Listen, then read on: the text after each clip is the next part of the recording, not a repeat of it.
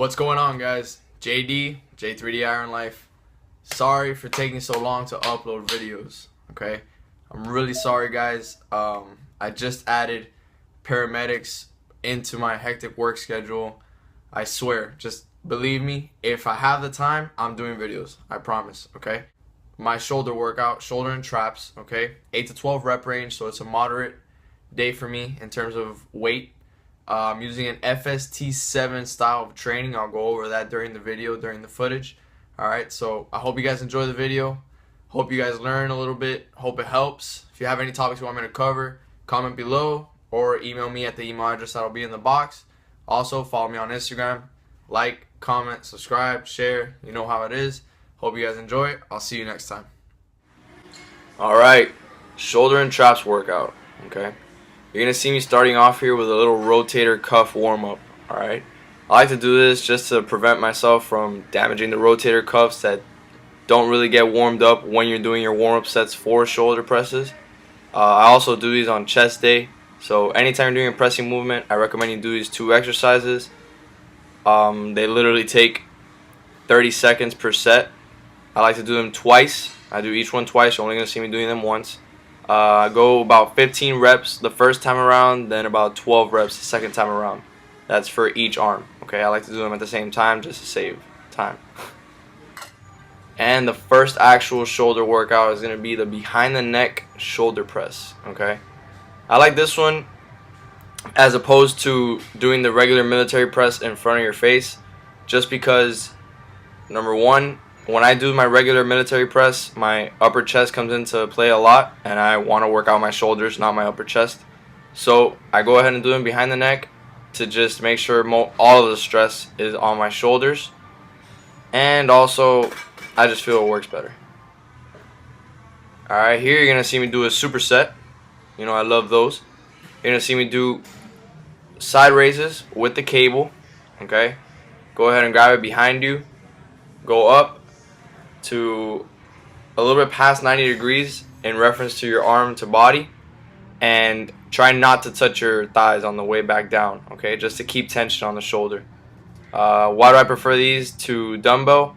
I don't prefer them over dumbbell. I just like doing these with dumbbells as well, just to get more side delt action. But I do feel like these hold more tension on my shoulders throughout the full range of motion, as opposed to the dumbbells that really is just on the way up, and then it's kind of harder to control on the way down. So the superset is that with face pulls. Okay, rope extension on the cable about face level. You can go on your knees, you can do it standing. I just have better balance when I get on my knees, no pun intended. And just do as the exercise says, pull to your face pulls. Okay, this is going to be to work out your rear delts. Alright, and right here I'm going to show you what your side delt and what your rear delt are. You got your side, and you got that little head that's for rear. That rear delt is what's going to give you that round look, guys. If you feel like your shoulders lack that full round image from the side, you're going to want to start working on your rear delts. A lot of people neglect them and end up with these slender shoulders that I always hated when I was a swimmer. Anyways, now you see me using the dumbbells for the side raises. And you're going to see me run the rack, which pretty much means I start at a weight, and here I start at 25s, for example. So now I'm going to drop them, do 20s, drop those, do 15s, drop those, do 10s. Okay. There's really no rhyme or reason to this. Just do as many different weights as you'd like. Go to failure every time. This is just one more way to get a lot more time under tension from your exercise, which is going to give you more hypertrophy, more growth, the gains. Alright, so I mean, instructions for these, again, I don't like to touch my thighs on the bottom portion just to keep stress on the shoulders. You don't have to go higher than 90 degrees. Keep your elbows bent a little bit and try and pretend like you're pouring water at the top, meaning when you come up, the end of the dumbbell that's at your pinky should be higher than the end of the dumbbell that's at your thumb. Okay, this is just going to make sure you emphasize the stress on the side delt. And moving on to the next exercise. Alright, here you're going to see me do machine shoulder press. Okay, close grip. Supersetted with rear delt pec deck machine. Okay. More importantly, I gotta talk about the fact that on this week of mine, my routine is 8 to 12 reps, FST7 style. FST7 is you basically do about 4 exercises for each muscle group, and you go 3 to 4 sets as usual, but on the last exercise that you choose, you do 7 sets, okay?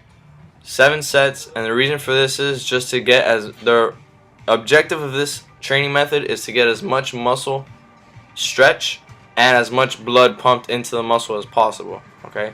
So it's essentially a high volume. Other than that, it's really just, again, getting a really good pump.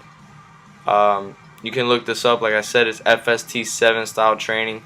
It works a little bit better for the other muscle groups, but I said, hey, why not just throw it in for shoulders as well? So that's it for shoulders. Now you're going to see me hitting my traps. I do 2 exercises for traps. This is my favorite one, hands down. It's basically just a bar. It could be straight, could be curved, could be a Z-bar. Grab it behind your back, okay, behind the head, about a little bit inside of shoulder width.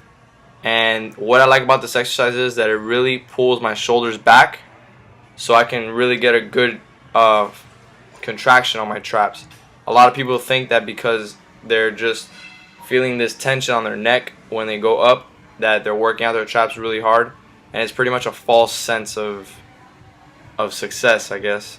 Okay, really the traps are going to be activated better when you pull them back and up.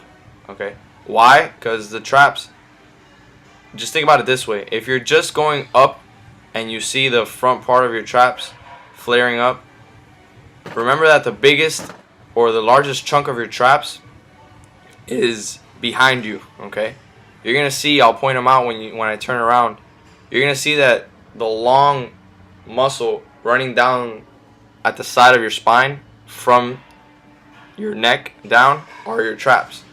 So essentially, you need to pull your shoulders back, squeeze those together, and try and go up in a diagonal motion to get the best work for your traps.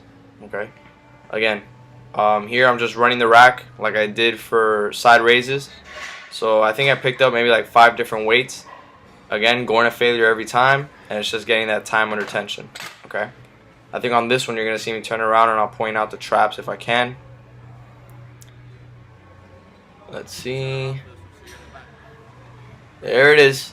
Okay, so basically right outside of the outline of my tank top, that area of muscle right outside of my tank top running down, those are your traps. Okay, your traps are not just that top portion that you see when you look face forward in the mirror.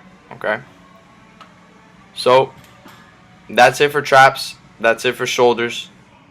I'd like to go ahead and apologize for all the strange faces you saw me doing during this workout. I just realized shoulders is what brings out the strangest faces out of all my workouts.